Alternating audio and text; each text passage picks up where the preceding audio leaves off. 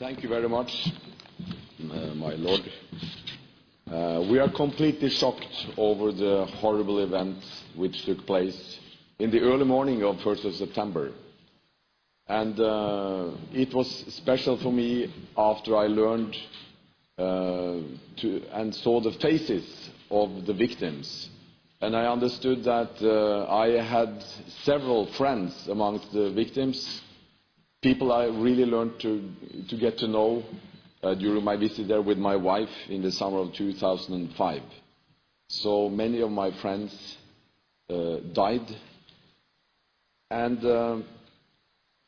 my heart goes out especially to the loved ones of the victims, the family members, all those who love these victims, but especially those 42 survivors.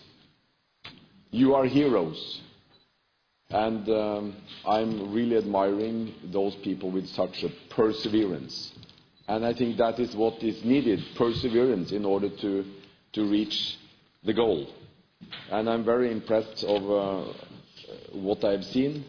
And actually my wife was so impressed after 1 week in Ashraf that she came one evening and told me that she had decided to stay.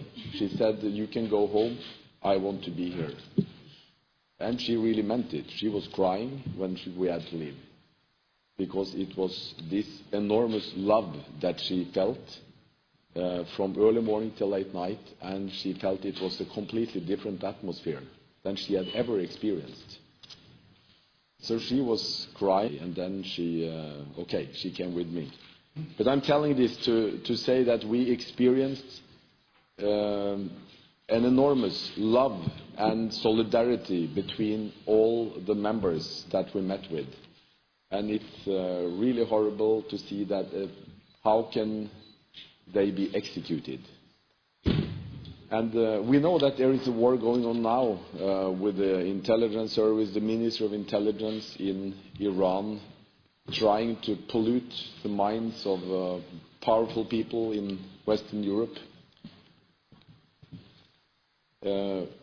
Maybe what made the most impression on me was to see the pictures from the medical center, to see that actually they had first shot them and didn't manage to kill, and then they went into the medical treatment room and actually assassinated the people in the beds. It's a very serious crime against humanity.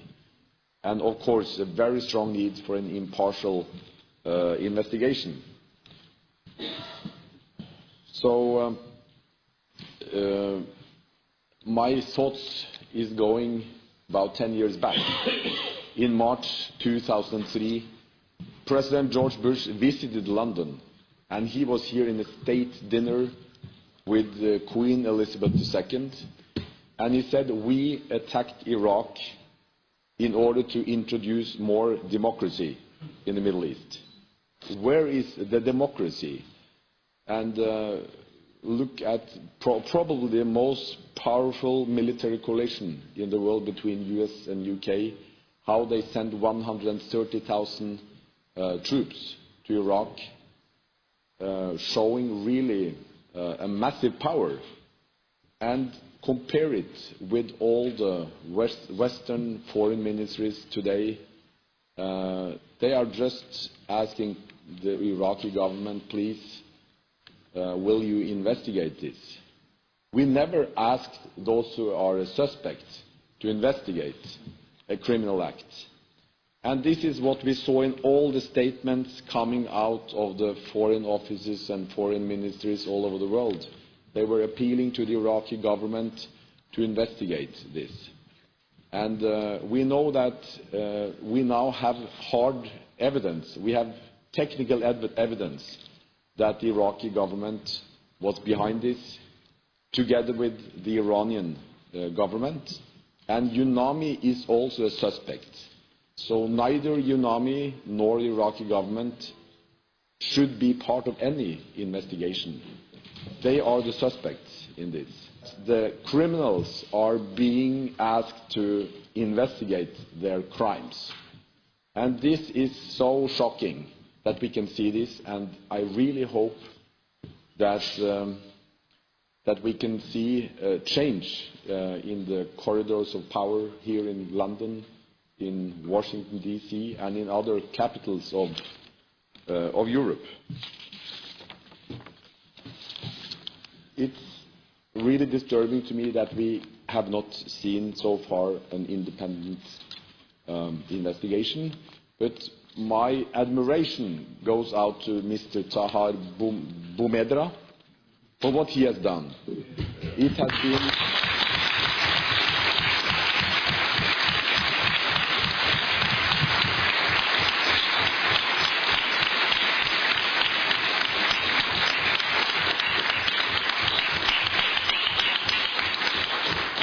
It has been such an encouragement for me after all these years where I've been involved in the fight for human rights many places, and to see that there is actually one person here who thinks more about the truth, the main values in the United Nations Charter, and the rule of law.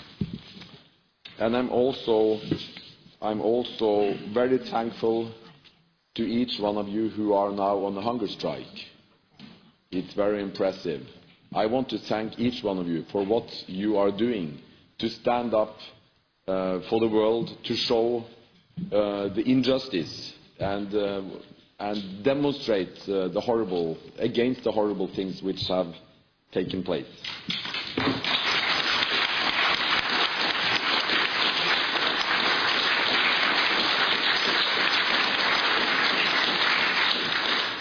And finally, I would like to say again thank you to each one of you, the 42 survivors. Thank you for your courage and your perseverance. And we especially think of the 7 hostages and how they can be saved.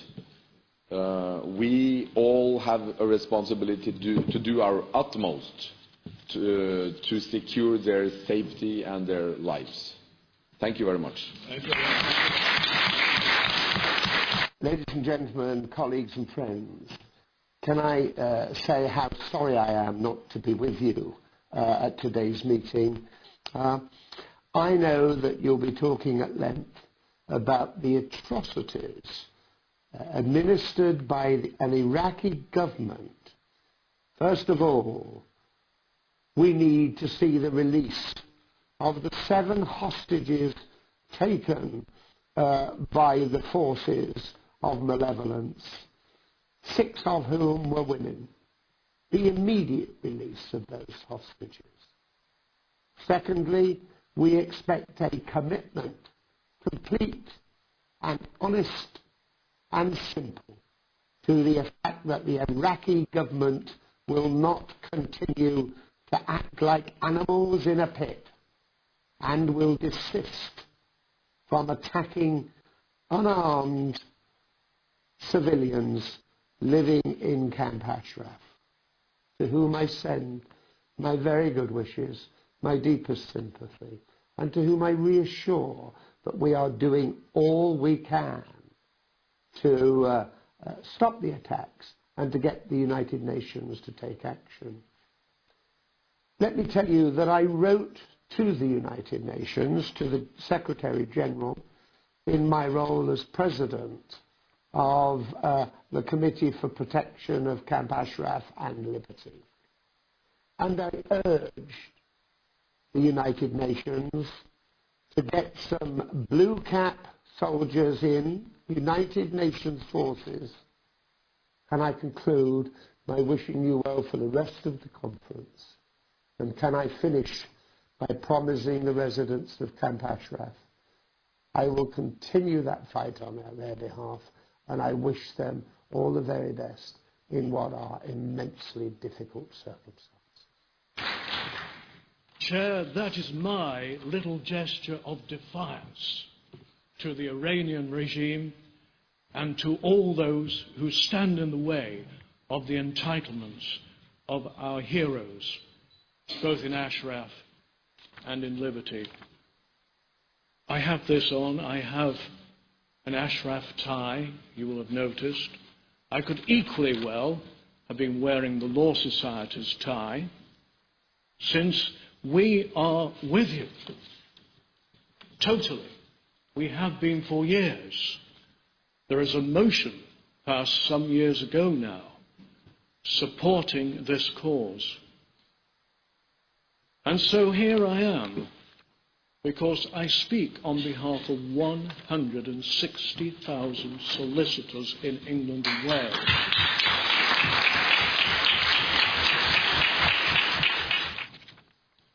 We are with you. You are with us. We are because you are. With those institutions we wanted so much to believe had the interests of refugees at heart. We will not give up. We will redouble our efforts. Thank you very much. The world should not keep silent. They must strongly condemn it, but the next step, it needs to be coupled with proper actions. People in the strategic centers must know that the way to deal with true terrorists, true dictators, is not to cover up, is not to whitewash, is not to keep silent, but it's totally the opposite way around. And the world must listen.